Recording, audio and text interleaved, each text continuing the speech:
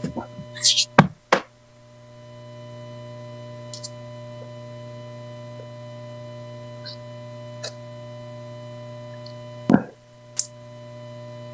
afternoon and welcome to our November session of the Board of Directors of Tahoe Forest Hospital District. I'll call the open session to order.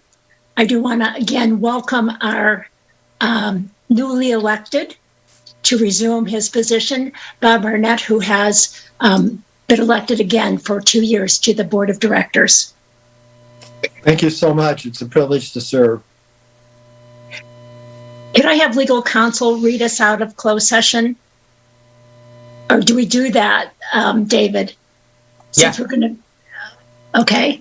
Yeah, I can read us out. It does look like we're still waiting for Director Chamlin to, oh no, he's here now, okay.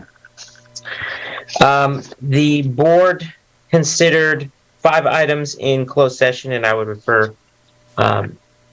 everyone to item 5.1 to 5.5. So for items 5.1 to 5.3, there was no reportable action.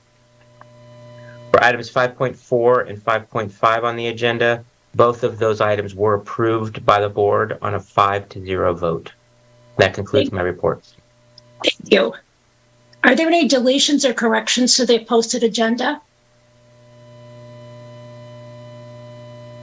Okay, seeing no hands or hearing no voices, we'll move on to item 10, which is audience input. And I'd like to, again, clarify for our audience that if you'd like to speak, you can either raise your hand or else use the hand raising icon on the Zoom toolbar.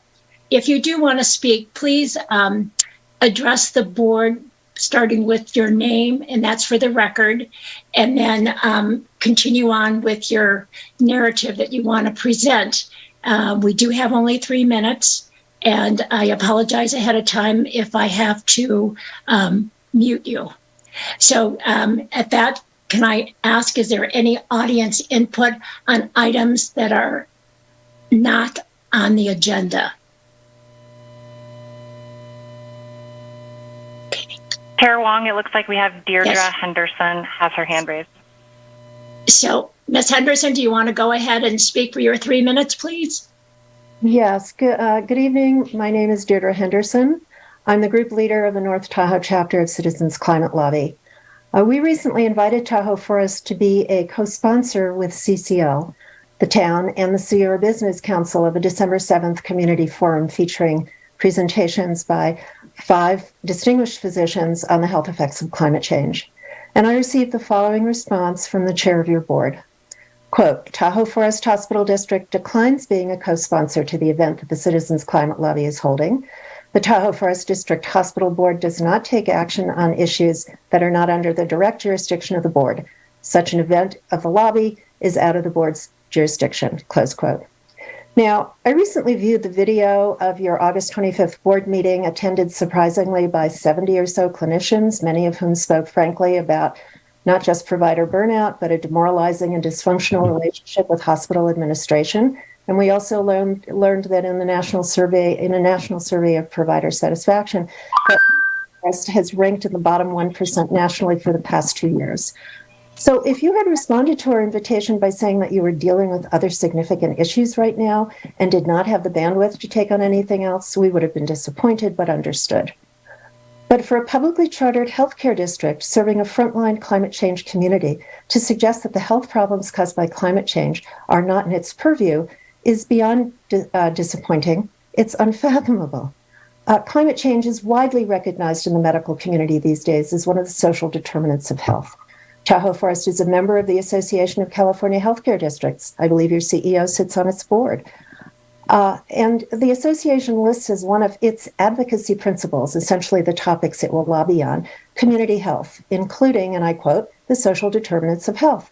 So there's cognitive dissonance between your involvement in the association and your apparent position that you somehow lack jurisdiction to address the effects of climate change.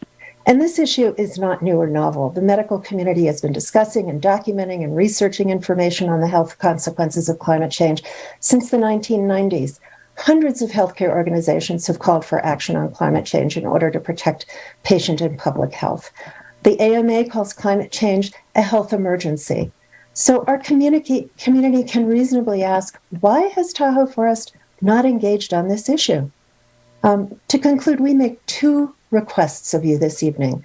One, please reconsider our invitation to co-sponsor the December 7th forum and thereby demonstrate to the community that you share their concern about climate change. And two, initiate an ongoing conversation with the community on the reduction of your own greenhouse gas emissions, the ways in which you can help build climate resilience in our community, and the advocacy that you can engage in for climate-wise policies in the interest of community health. And in connection with all of this, we request that you become an active member of our community's Climate Transformation Alliance. Thank you. Ms. Henderson, we have heard what you have said. It's not agendized, so we really can't speak to it, but I will push it on to the discussion at another time with our board. Yes, Thank you. Does anybody else have any comments in the audience? Okay. Yes, I have my hand raised. Oh, I'm sorry. right here. Meg Heem? Yes, good evening. My name is Meg Heim, and I am a patient of Tahoe Forest Health, a resident of North Tahoe, and I am also passionate about improving the resilience of our community against the backdrop of a rapidly changing climate. I wanted to use this time to emphasize the fact that healthcare systems engaging on the topic of climate change is not new, as Deirdre had said. It's been an area of growing interest and investment for many years across the country. However, the Tahoe Forest Healthcare District has not engaged on this topic in any clear way to date. Hospitals have a distinct leadership opportunity to address climate change, and there is an extensive list of hospitals and medical organizations that have begun to tackle this challenge and have urged climate policy in the interest of protecting patient and community health. A large number of these organizations, like the UC Medical System, Kaiser Permanente, Sutter Health, Dignity Health, are up against many of the same threats as we are and have already committed to various climate initiatives. There's also a long list of reports that have addressed the health effects of climate change, such as the U.S. 4th National Climate Assessment and the draft just released of the 5th National Climate Assessment, both of which have entire chapters dedicated to the human health risks associated with climate change, along with examples of how healthcare organizations have been preparing for many of these risks. Another is a 2017 California Department of Public Health report on the health effects of climate change here in Nevada County. This was a robust report on the climate projections for our area, along with public health strategies and action steps that can be taken. And health department preparedness, along with local and regional collaboration, were identified as key actions that should be taking place. In addition to the reports, there are also major medical journals like Lancet, New England Journal of Medicine, that have published extensively on the effects of climate change on health conditions and medical care systems. We live in a frontline community when it comes to climate change. We're increasingly feeling the impact that reduced snowpack, wildfires, and wildfire smoke have on ourselves, on our families, and on our neighbors, and we need to act now. I would urge the Tahoe Forest Healthcare District to catch up, to engage more deeply on this topic, and start actively collaborating with our community on both climate mitigation and adaptation efforts. And there is an excellent opportunity for the Tahoe Forest Healthcare District to do that right now by joining the Climate Transformation Alliance. More than 30 other local organizations and districts have already joined, and we hope Tahoe Forest will acknowledge the key role they play in our region's fight against climate change by joining as well. Thank you. Thank you. Ms. Helm, your time is up. Okay.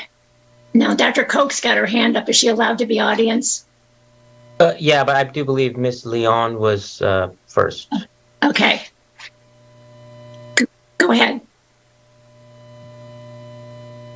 Your microphone. Yes. You're on mute. Okay, I'm good now. Hi, my name is Celeste Leon. I've spent the past 20 years of my 35-year career as a physical therapist here working in this healthcare system in the outpatient orthopedic setting. I know my patients are deeply and profoundly afraid of climate change and how their health declines during our smoke-filled summers. Comorbidities such as asthma, flare, patients generally do not feel well. They can't participate in outdoor activities or they can't exercise. And not only do they fear for themselves as adults, but certainly for their children. I think the patients in our community would be quite surprised, if not shocked, to learn that Tahoe Forest Health System does not consider the health effects of climate change within its purview or jurisdiction. To be candid, I find it insulting that our health system refused to co-sponsor the Health and Community Forum on December 7. I've heard many, many times the mission of our organization is to be the best small town mountain community health system in the nation, end of quote. But not showing interest in climate change and its effect on health is far from said mission. How unfortunate. How unfortunate that other healthcare systems, such as University of California Health and Kaiser Permanente, are both members of the Healthcare Climate Council, and Tahoe Forest Health System is not keeping pace. Thank you. I see another hand. It's Ms. Bloomquist. You're muted. Okay, thank you. My name is Jana Bloomquist. I'm a local mother and former employee of Tahoe Forest Hospital District. A couple of months ago, as the mosquito fire raged throughout Northern California, closing down our schools and filling the air and our lungs with toxic particulates, I was taking my 2-year-old son to his preschool at Tahoe Forest Children's Center. As I got him out of the car to walk him to his classroom through orange, smoke-filled air, I thought about his young, tender lungs, breathing in that dangerous air.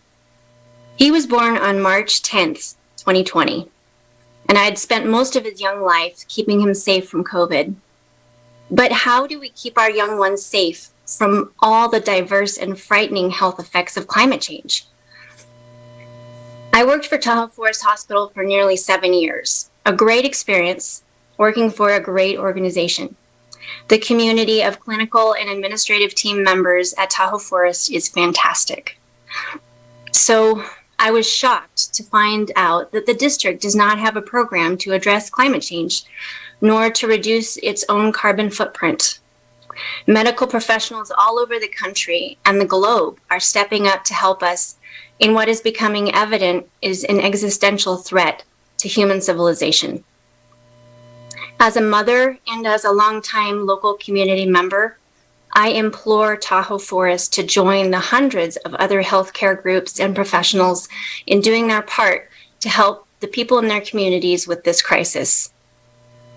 I am worried about the health effects of climate change on my young children, now and in the future. I know I am one among many who share that worry.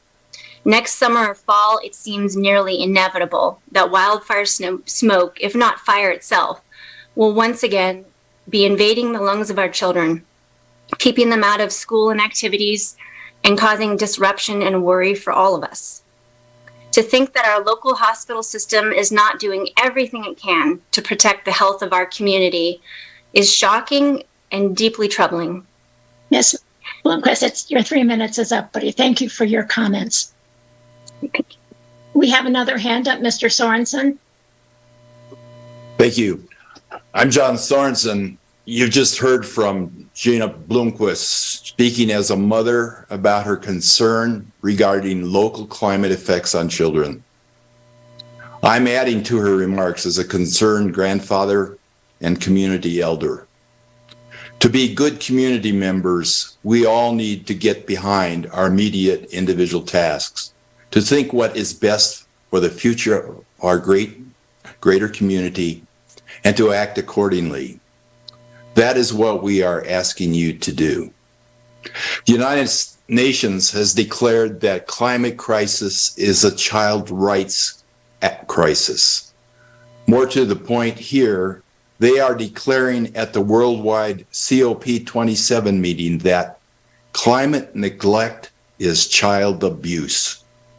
Child abuse is both a physical and psychological health issue. Climate neglect is community leaders denying that they need to act in any way, or that some other communities or other teams within our community will deal with it, or they are too busy dealing with non-crisis tasks, or any other crisis evading excuse. Highly respected AMA trustee Drayton Harvey writes, physicians are already seeing firsthand the adverse impact of climate change on the health of their patients. This is an existential threat. We must continue to do everything we can to combat the climate crisis and act now to prevent catastrophic levels of global warming. He continues, physicians pledge to do no harm. And now it is time for the health sector to do the same by joining forces to commit to decarbonization and public health. The well-recognized medical journal Lancet states in their countdown on health and climate change, climate change is the greatest global health threat facing the world in the 21st century, but it is also the greatest opportunity to redefine the social and environmental determinants of health. Out of every threat, there is opportunity. Tahoe Forest Hospital Board, this is an opportunity for you to join with us and others in our community to act together as one in countering climate threat. Thank you, Mr. Sorensen. Your time is up. Yeah, please consider taking it. Thank you. Okay. Do we have anybody else? And again, comments from the audience can't be discussed since they're not agendized, but we can move them on for further discussion at another time. So with that, we're going to move on to input from our Employees Association. Okay, seeing no hands and hearing no voices, we're going to move on to item 12, which is our Medical Staff Executive Committee report. And we have Dr. Koch with us, who is going to go through that. Dr. Koch, you're muted.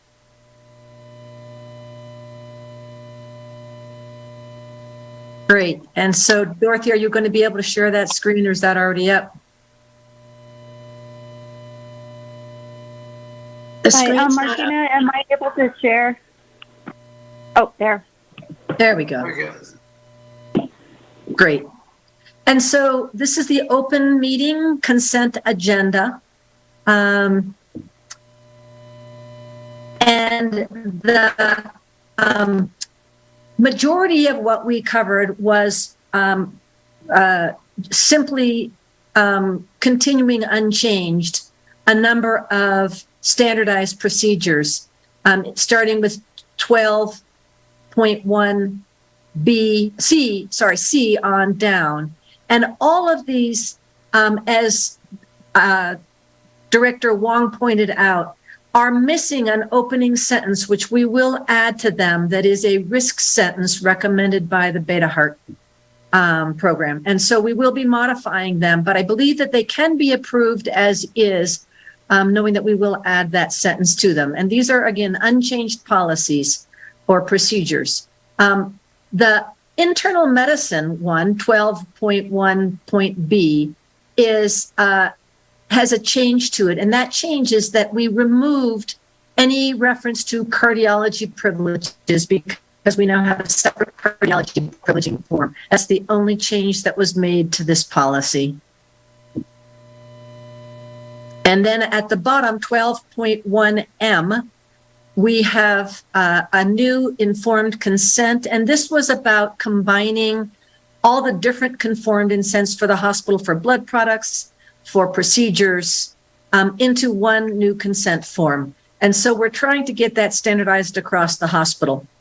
And that was approved by the MEC. The standardized procedures and protocols for physician assistants is again unchanged. It just lacks that opening sentence. Same with the vaccine screening. Joanna, if I could ask a question about that physician assistant and nurse practitioner section. On the second page of that, there is in red, bold red, what looks to be an addition to the policy. It says that if the supervising physician is not available by telephone or through electronic means, a backup physician should be in place. Is that new information? You are correct. I apologize. That is new information. Okay. I'm just wondering if the term should be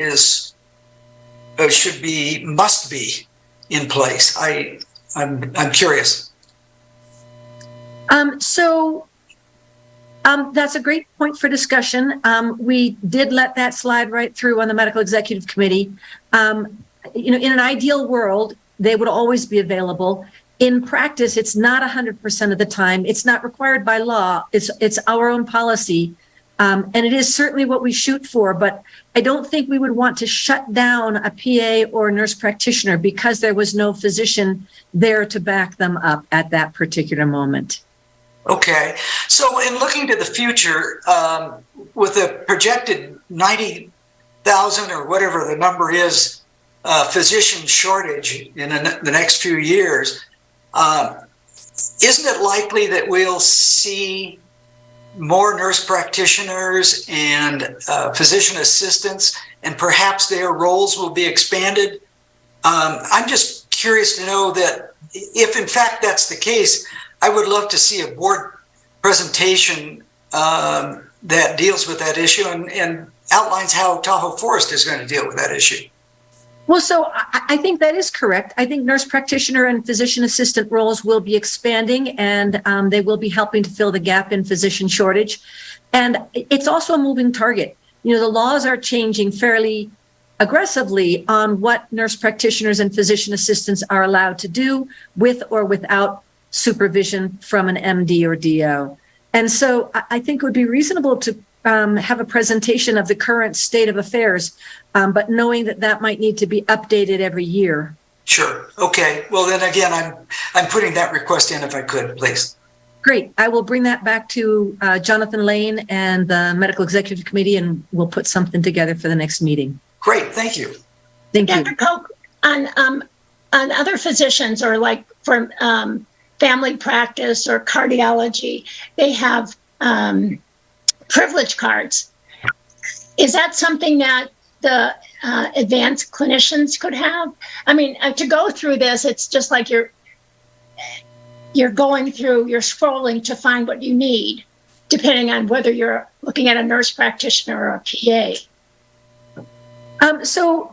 I think if I understand your question correctly, you're asking, is there a specific privilege card for nurse practitioners and physician assistants, just as there is in every other specialty in the hospital? Well, I wondered if this information on the standardized procedure and protocols would be in a format like a privilege card versus having to scroll through it all. So it's not in the form of a privilege card.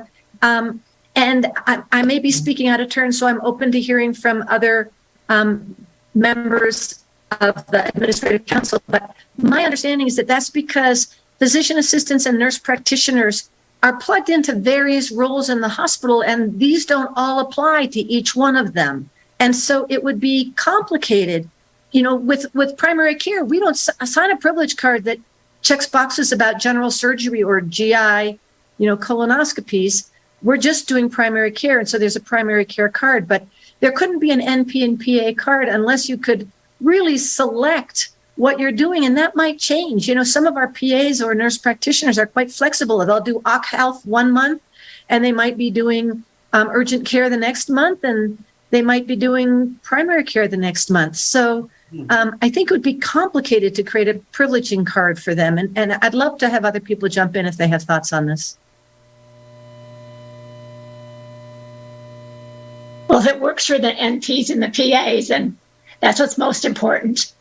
Yeah, and I would agree wholeheartedly with Dr. Koch and her determination of making this any more complicated, as well as, this really is just elevating Tahoe Forest above what is law. And so I'd be reluctant to really place any more detail here as, when we do write policy, We need to adhere to that policy with the California Department of Public Health, even if it is above law. So allowing for some flexibility to where we can utilize NPs, PAs, to the top of their scope and working with the physicians, I think is the appropriate way to handle this. Thank you for your comment. Are there any other questions from our board regarding the medical staff executive committee's consent agenda? Chair Wong, this is Matt. I can add to that too. Legal in-house counsel. I think the problem with creating a stricter policy is that Tahoe Forest policies become law. So if we do add that to a policy, we would need to follow it every time, and stricter just creates a tougher environment for the physicians and the NPs. So I'll just add that. I think Dr. Koch is correct. Okay, well, thank you. Since you're there, Matt, can you answer the question about the consent form? Apparently, we're trying to standardize it. We're putting all of the consents on the same form. Is that correct, Right. Dr. Koch? Yes. And will that hold up if there's an issue? It will. Yeah, we had separate surgery consents, anesthesiology consents, Okay. clinic consents. So this is more consistent.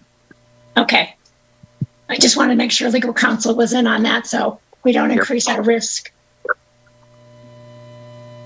Is there any comments from our audience? Okay, I've got the shared screen up so I don't see any raised hands, but I'm sure David might see them. Okay, seeing no hands. Can I have a motion to accept the Medical Executive Committee meeting consent agenda? And David, do I have to add on the condition that those statements are added, the risk statements? I think you need to approve them as is, and then those statements do I understand they would be coming back, Dr. Koch? Well, so the hope was that they could be approved today with that language added. It doesn't change any of the meaning of the documents, but if you would prefer to do it the other way, we can do it the other way. Then if that's the pleasure of the board, then it would be a motion to approve, including the anticipated risk statements. Okay. So you would be blessing them essentially in advance. Okay. So then could we have a motion to approve the Medical Executive Committee consent agenda with the condition that the risk statements are added to their policies? Yes, yes, and along with Dr. Koch's explanation of the NPs and PAs, I'll move approval. Okay. So can I have a second, please? Second, Michael. Okay, so it's been moved by Director Shanlin and seconded by Dr. McGarry that we approve the Medical Exec Committee meeting consent agenda with the addition of risk statements to those policies. Could I have a roll call vote? Director Barnett? Yes. Director Shamblin? Yes. Director McGarry? Yes. Director Brown? Yes. Director Wong? Yes. So the consent agenda has been approved, Dr. Koch. And thank you so much for coming. Thank you. Thank you, Dr. Koch. Thank you. We have item 13, the consent calendar, and these are reports and items of non-controversial natures, but a member of our board can pull any at any time. So is there any of the items under the consent calendar wish to be pulled? Alice, Mary? this is Mary. I'd like to pull the financial statements for an expanded discussion of the inpatient volumes. Okay. And so we'll be doing that in item 15. We'll put that there. And if you'll remind me, Mary, clear my fog. Is there anybody? Thank you. Anybody else that would like to have anything pulled from the board? Just to clarify, Chair Wong, that's item 13.2.1 that's being pulled? No, it's 13. Yes, 13.2.1. Okay, thank you. Okay. Does our staff wish to pull anything? Okay. So then can I have a motion to approve the consent calendar as presented without the financial report? And if there's any public comment on any other item on consent, this would be the time for that. Okay. Okay, this is the audience's time. Not seeing any hands. Okay, then we'll go ahead and I'm asking for a motion.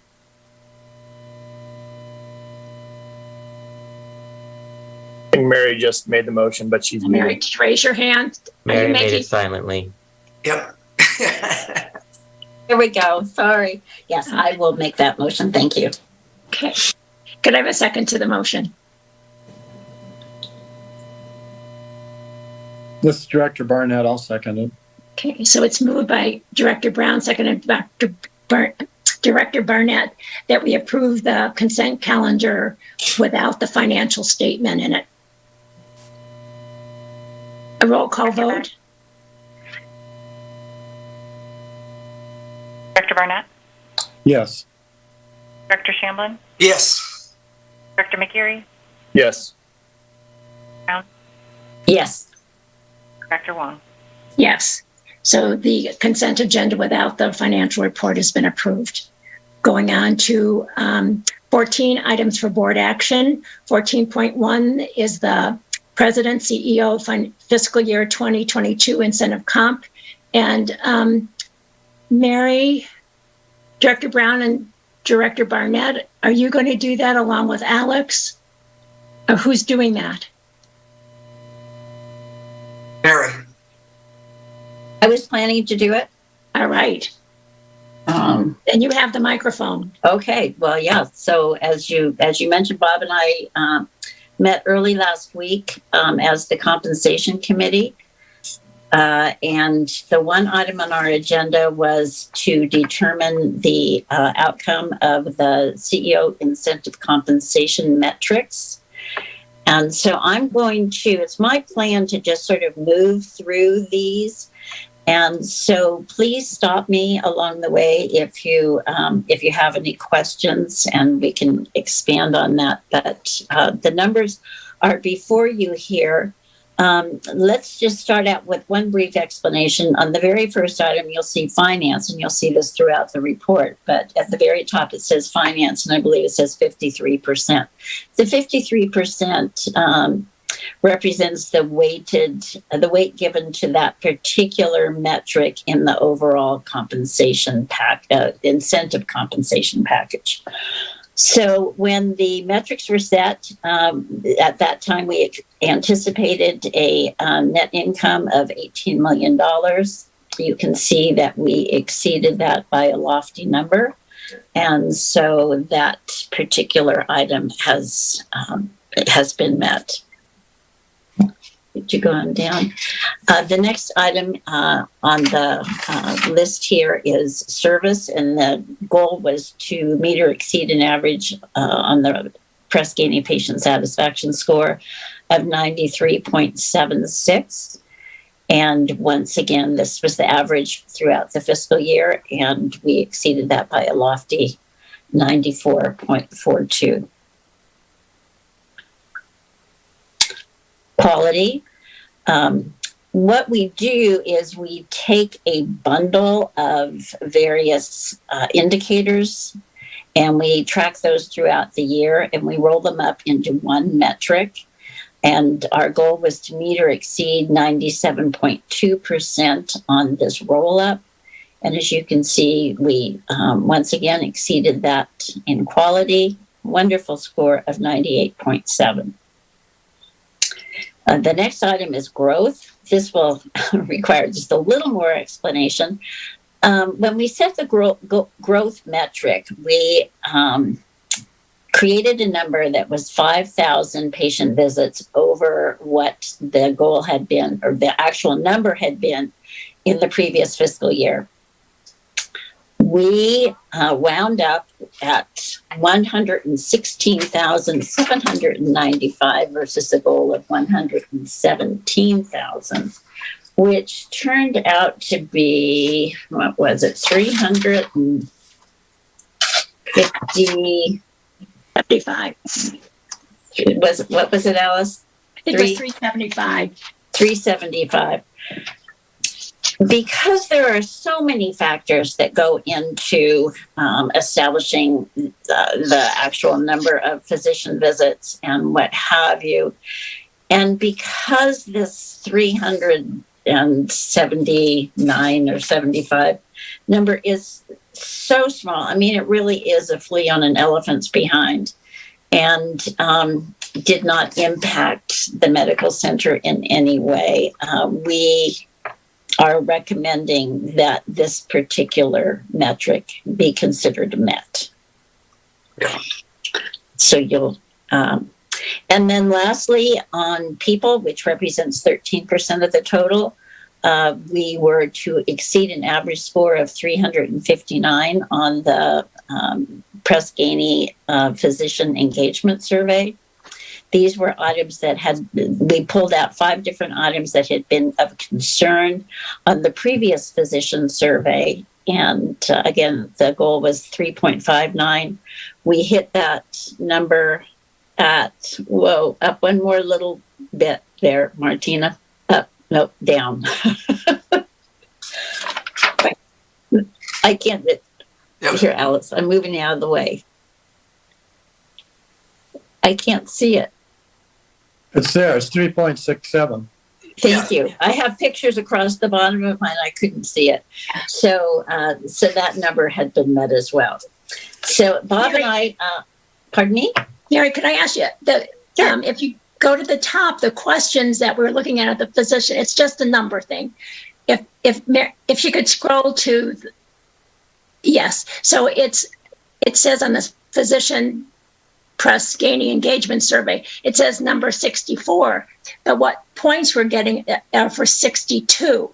Is that just a typo or is that not correct?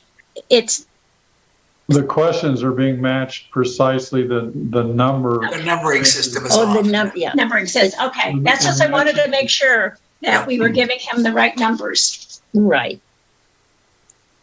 So Bob and I concluded that all of the metrics, including growth, had been met, and therefore Harry had earned 100% of his incentive compensation for the fiscal year ending June 30th. So, and I would make the motion to accept that. So do I have any comments from our board?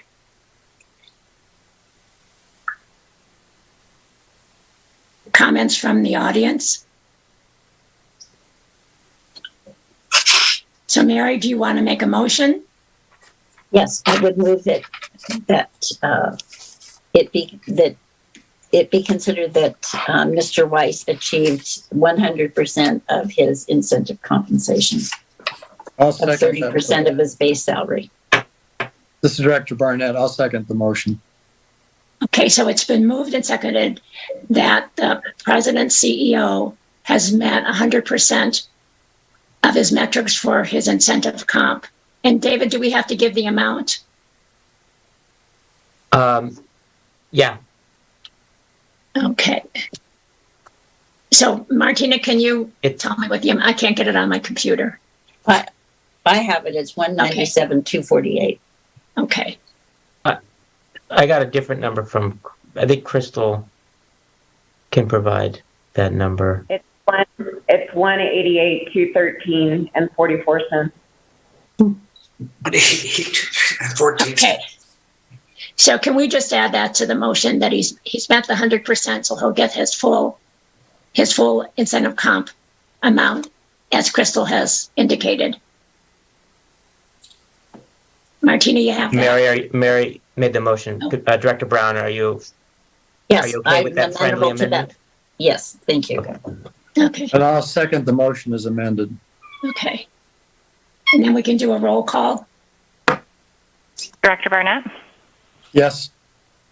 Director Shamblin? Yes. Director McGeary? Yes. Director Brown? Yes. Director Wong? Yes. So the president and CEO will get his total incentive comp. And congratulations, and thank you so much, Harry, for the work that you've put in for us this year. Thank you, board, and I really want to thank our team. It's really a team effort, and these efforts that are being accomplished can't be done without a very focused team. So I really thank my team as well. Said. And we'll move on to item 14.2, the President and CEO's annual compensation increase. And Mary, are you and Bob going to do that one? Uh, I can at least introduce it if you'd like. yeah, we can. Yeah. So David, do you want to go ahead and? I can just introduce it if you'd like. I mean, I under the employment agreement with the president CEO, he is entitled to a base salary adjustment annually of an amount the greater of 3% or market increase. And the market increase is a determination made by the board's consultants at Future Sense, which looks at comparable market salaries of CEOs for similar hospitals. And that data has been reviewed by the board. And at this point, the board can discuss the options here, but it does appear that the market was more than 3% this last year. So the question then to the board is, what is the market increase amount for the CEO, president and CEO's base salary adjustment? Yeah, and I'd like to add that I think it's important to note that it has been the intention of the board to maintain the president CEO salary in the range of the 65th percentile based upon his many years of experience and performance here at Tahoe Forest. So that was our goal, and we talked about it at great length and made adjustments within the market range to achieve that 65th percentile. And again, the board has been part of the discussion in doing that. Right. Any additional comments, Mary? I have no additional comments. Yeah, this is Director Barnett. I have some additional comments on this to fill in. We have used Future Sense as a consultant on this. We wanted to compare our executives' salary to a base of comparable hospitals and institutions. That was done targeting 10 hospitals, basically in Northern California was a third of the weight. Another third of the weight was California hospitals, and then another third of the weight was hospitals that meet the same criteria as ours in terms of the level of economic revenue. So obviously, hospitals with greater revenue have a lot more issues and a lot more responsibility than those that are smaller. So our committee had that study commissioned. There are several points, I think, that bear pointing out. Number one is in looking at our CEO salary, we take into consideration the number of years that he has worked in this facility. A number of those years, his income level was below the 65th level, actually, most of those years. And he is a senior CEO if you look at CEOs across the board. So in order to evaluate his value to the hospital, we had to take into consideration not only currently what he makes, but also looking at the past history where his salary and incentives were below market. Another factor that we have to take into consideration is looking at the market and ask ourselves the question, if Harry were to resign or leave, what would we have to pay for someone in the same or similar circumstances as Harry? So we have to take that into consideration. Another thing we have to look at is that the hospital staff and has been through a series of significant pay increases, so that it's not unexpected that CEOs in our region or in those that might compete for a position here would also be having increases in the amount that their compensation package includes. So considering all of these factors, we are recommending a plan that would meet the 65 percentile, and that would also include a 30% incentive pay based on specific criteria, the ones we've already reviewed, and that combination would be his new contract payment amount.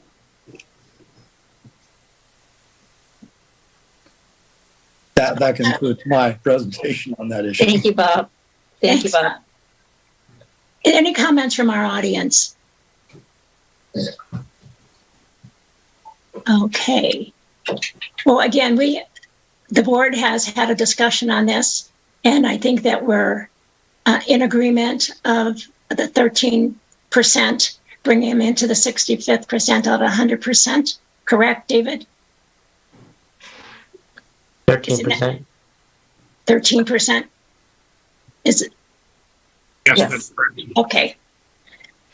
So are you ready for a motion? I can give you a motion if anybody wants to pick it up. I think we're ready. Yeah. All right. Thank you, Michael. So the motion to approve, may I have a motion to approve the annual market adjustment for the president and CEO base salary of 13% as required by his employment agreement for a total of $742,968.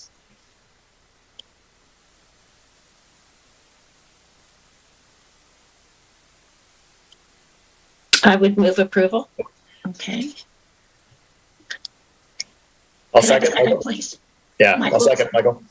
Okay, so Director Brown has moved. Director McGarry has seconded that we approve the annual market adjustment of 13%, which brings our CEO president to $742,968. Roll call vote. Director Barnett? Yes. Director Shamblin? Yes. Director McGeary? Yes. Director Brown? Yes. Director Wong? Yes. So again, Harry, congratulations. I mean, again, it was an activity that the board does annually, and looking at that, and believe that we have adjusted it well for you. Thank you for your thoughtful action, and it is deeply appreciated and a privilege to serve here. Then we have in item 15, the financial report was pulled by Director Brown. So, yeah, I just thought Alice said it would be helpful to hear a little more about the inpatient volumes. Can our CFO, Crystal Felix, help us? Sure. So as we noted last board meeting, when the board got the quarterly packet, you could clearly see our statistics in patient days and admissions were down significantly and has a lot to do with our ICU. As we noted last month, we set volumes for our patient days very similar to what we've seen since 2019. We did have impacts from COVID during that time, obviously, and I'm going to say possibly COVID-related illnesses such as patients dealing with alcoholism and other type of maybe not so great behavior that has impacted their health. So when we set our budget targets for 23, we did look at our look back period and set those targets, but what we're seeing is a significant decline in the number of inpatients we're actually seeing. And our inpatients, most of them come through the emergency room for admission. However, we do have a few direct admits that we do deal with.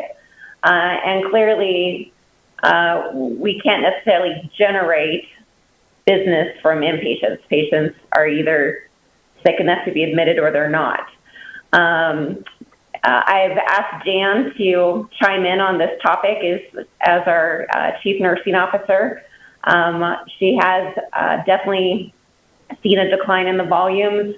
We've had days where we've actually closed the ICU and did not staff that unit to help. Sorry, I'm seeing a cat in front of Director Barnett. It's just throwing me for a loop here. She's really interested in what you have to say. Yeah. So we do try to reduce our costs when we see a drop in our volumes. And Jan, I'll ask you if there's any additional things you would like to add to this topic. Yeah, so like Crystal mentioned, we looked back at the last 2 years of the ICU that was, remained pretty full, especially last year. We had days where we were holding patients in the emergency room because the ICU was so full. We don't know what caused that anomaly.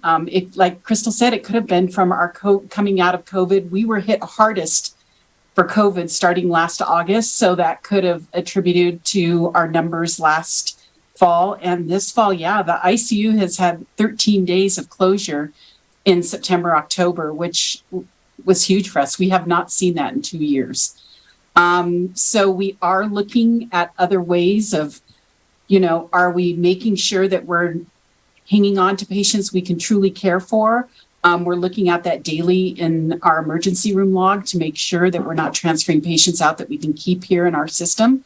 And we're just looking at other ways or services that maybe we can look at to help provide that ICU a better census. As she said, we usually see our alcoholic patients that are in the ICU for days.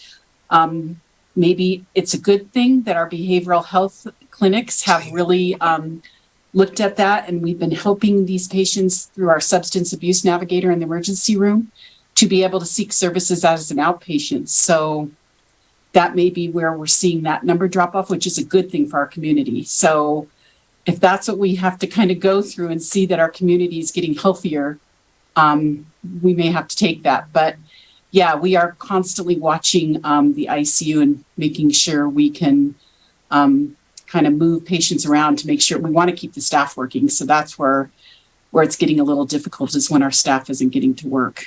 Right. And I want to just make sure that we understand that, the ICU is only one part of the inpatient, but certainly it's taking the biggest hit. It only has 5 beds, correct? 6 beds. And so again, when we look at the numbers, it's like we have predicted, we've met 50% less than what we predicted. So again, just watching those volumes, because it's not that we want to make more patients go to the ICU. We just want to predict that our volumes aren't going to be as high. Because I don't know, can we ever recover from this? I mean, in the next part of the year. In the old days, this used to be our shoulder season where we didn't have a lot of patients because we didn't have all the tourism. So I don't know if it's because we have more people up here that we thought we would have more more inpatients or not? So I wouldn't say it's necessarily based on population. I mean, we have some trends that show we were definitely seeing an increase in our inpatient units. Some was related to COVID, but a lot of it wasn't. We weren't projecting volumes that would have been deemed unusual for Tahoe Forest. They just definitely have not materialized. So as for making up the volume, we have seen years where even though with flu shots, we end up with a bad flu season. That can certainly impact our inpatient units for sure. We're also seeing pediatrics with respiratory RSV that we're trying to manage as well. That isn't typically a routine illness that we put into our expectation of inpatients. So there are other things on the horizon. You know, this is so hard to say. I'm like, that might make up that volume, but making up that volume means we have really sick patients in our hospital. So it's just a challenging conversation to have. And in some ways, I'm very happy we don't have the volume. You know, if our patients are healthy and don't need us. But on the flip side, we have to manage the finances too. So, and making sure that they're not migrating out, going to other hospitals because they didn't get seen in our outpatients or whatever and wound up being seen in maybe Reno or Sacramento and wound up being hospitalized there. Yeah. Well, again, most of our admissions come through the emergency room. So knowing that, more than likely they have landed in our emergency room. They just have not needed inpatient services. Yeah. So, Crystal, when this drop-off in volume occurs, what kind of cost control measures do you implement? Well, a majority of our costs come through labor. So as Jan mentioned, closing down the unit and not staffing the unit definitely saves costs. And then staffing it to a level that is necessary to serve the patients. So we have to be very aware of the acuity of our patients, how many we have on the floor, the required staffing, and not overstaffing against that requirement. The additional issues we're facing right now is inflation. You see it in our supply costs. Pharmaceuticals are definitely more expensive, and patient medical supplies are definitely more expensive. So, you know, the more we can make sure the item we selected that we go to use for the patient is the right item and not wasting medical supplies by wrong choices, things of that nature. The other things we're doing as we are seeing our financials not meet budget is those things that we deem kind of elective, education, you know, going off to seminars, scaling back some of our marketing, things that are very, very easy to control. We absolutely scale back on right away when we see we're not making our numbers. If this trend continues and we become really close to flipping upside down, then we'll go into reduction modes, you know, mandatory time off, you know, maybe a day without pay. We start getting into a lot more serious issues, but we are not there yet. Yeah. Okay. Any other comments from our board about the financials? Yeah, one request that I have is that when we look at the volumes report, we often see what service lines are up by 5% or more. Would it be possible while we're in this phase to look at departments that are down as well? We can, absolutely. It'll make your report a bit meatier because we'll have more information in there for you. What we try to do is play to the variance. So like in October, obviously our outpatient revenues were better than budget. So we informed you what areas did better that helped us have that positive variance. On the inpatient side, since it's a negative variance, we describe what caused the negative variance, which is having the days below budget in those certain areas. But if you would like us to go double-sided, you know, what was good and what was bad, we absolutely can add that language. Well, I think it would be of interest during this period of time to see in what service line we're down. We can see it on a monthly basis, but you definitely see it quarterly also in your graphs, because that's where we lay out how each of the quarters are doing. That's true. That's true. Okay, well, that's fine. Crystal, one last question. When we had the drop off in July, you indicated that you had some rural health clinic billing that got returned that you had to redo and so forth, but that it would show up at the end of the quarter. Is that all that caught up to date, or is there still some catch up to do there? No, there is definitely still catch up to do there.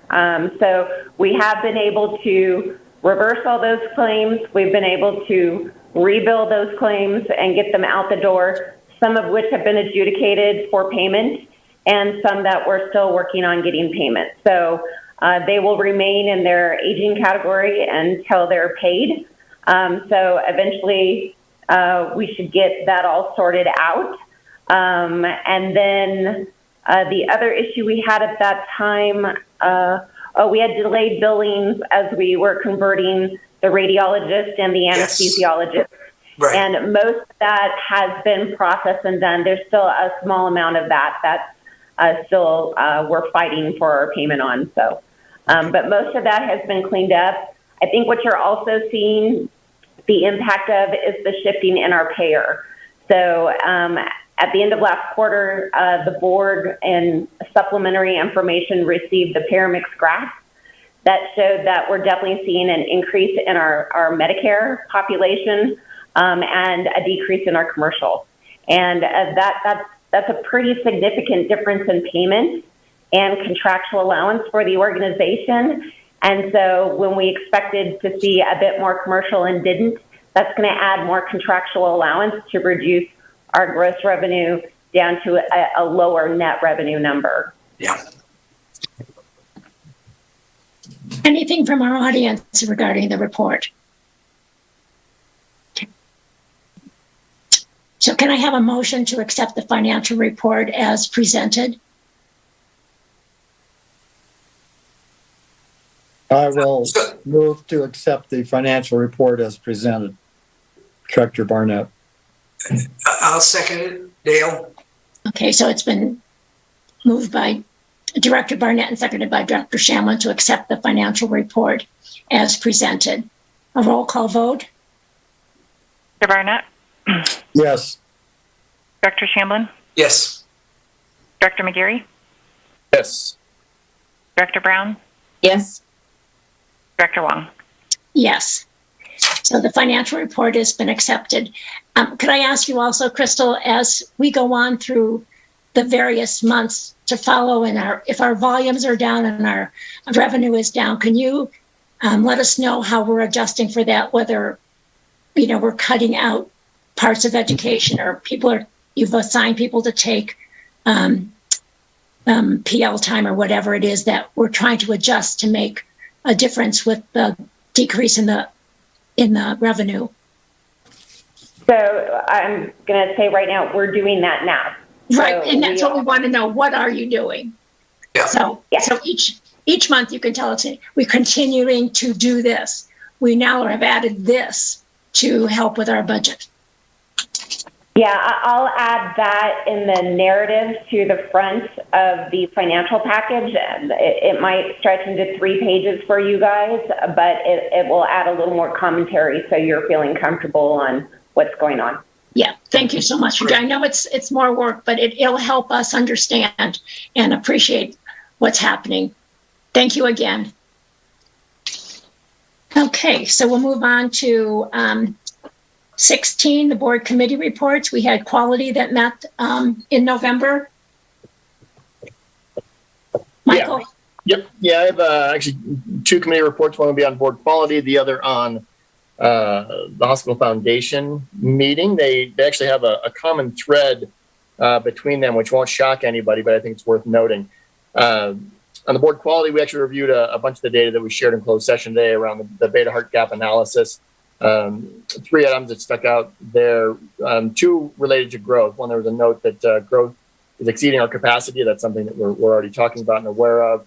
The other was a recommendation for business intelligence to support that growth. So as we get bigger, communication gets harder. Putting the BI in place to support the growth and make data-driven decisions. And the other one that I thought was important and was talked about was executive leadership rounding. I know that's been compromised, obviously, with COVID over the past couple of years, but I've heard that a couple of times now. That it's going to be really important for our leaders to be more visible. There was a PFAC update, and then the most important thing talked about with the PFAC was access, right? So we're going to start hearing a theme here around access, which segues into the board foundation meeting. We reviewed the financial audit. Thankfully, all was good there. They're keeping good books. Giving Tuesday is coming up. And then end of year appeal is starting the week of Thanksgiving. I'm already seeing a lot of noise around that on social channels, Instagram, Facebook, those sorts of things. So keep an eye out for that and support where possible. And then finally, in closing, it wasn't an agenda item, so we had limited conversation, but Dr. Schanzer had raised a concern. A colleague of his was very upset that, about access to the hospital. And so that turned into a conversation at the foundation and how there's a belief actually, and this is somewhat anecdotal, I don't know if there's data to support it, but it becomes increasingly challenging to raise funds for the foundation when a lot of your major donors are having trouble accessing the system. So again, we're seeing access as something we're very aware of and that we've been talking about at length at the board level and the executive level, but it's permeating into the community and we're starting to hear more and more about it. So nothing new, just sharing that it's becoming a discussion topic, outside the hospital as well.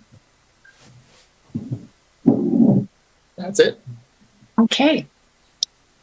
And then the governance met this week on the 15th, and we reviewed some policies. We looked at all the policies that need to be looked at or reviewed this year, and Martina has that list. We looked at the guidelines for business for the board and the physician and professional service agreements. We did some editorializing on that, but we've sent those to legal counsel to look at to make sure that we're in compliance with the Brown Act and how we've worded some of the things. Order and decorum was also discussed. We'll be looking at that guidelines during our retreat, which will happen in later this spring, probably around March or early April. We took a look at all the items on the board self-assessment. We didn't change anything on it for this go round. You'll be getting a copy or a survey coming up on SurveyMonkey for the board's self-assessment for you to answer. Pam Knack, who helped us with it last year, is going to be doing it again this year. So all the information will go to her and she'll be compiling that for us. And then in February, she's going to present it to the governance committee, and then we will take it to the retreat and look for any comments that you might have, some of the changes that we were recommending, and then what kind of goals do we want to set for ourselves. We also talked about our annual board education calendar. Again, we're going to keep iPro. We're looking at what are those videos that we want everyone to see and when we want them to see them by, but also on the calendar are other kinds of educational opportunities that the board is invited to, and things like the Winter Symposium, the AHA Rural Conference. So you'll see a whole list of those with all the dates so that you can plan your life around them. But it's a good tool to have so that you know what's coming up and you'll see what you want to go to and what you don't. Bob and I are signed up to go to that Winter Injury Symposium. I don't know if any other of you are interested, but I've gone for several years until the COVID knocked it out, and it's fascinating. Yeah, and I think this year the focus is a little bit different. It's not on search and rescue and ski injuries. It's really on the illnesses that are occurring. So anyways, that's something that you can register online for. You should be getting the agenda for the Rural Health Conference that's happening in San Antonio, Texas. And it's happening, it's the 19th through the 20th. No, It's the 19th through the 21st of February. So again, it's an early bird registration. Let Martina know as soon as you are able to that you're going to attend, and she'll take care of all the logistics for you. And then again, we're talking about our board retreat. If you have any ideas for education, things that you want to discuss during the retreat, please forward them to Martina, and she'll keep a running list. And then in February at our governance meeting, we'll set up an agenda for the retreat. And again, it's information and it's things that you as a board, we as a board, want to talk about, not necessarily, things that the organization wants us to talk about. But again, it's our retreat. And if you can give that information, that would be great. And that's my report. Any other committee meeting? Well, the compensation committee you've already heard about. Yeah, thank you for that. Thank you for the work that you've done on that. Okay, then we're going to go back into closed session. So I'll need to have our legal counsel read us back into close. Sure, Madam Chair. The closed session relates to public employee performance evaluation of the president and CEO. All right. So everybody that's leaving, have a happy and safe Thanksgiving, and we'll see you in December. And our meeting is the third Thursday, and I don't know the date. 15th, I believe. Okay, the 15th of December. It's on the agenda. All right. Thank you so much.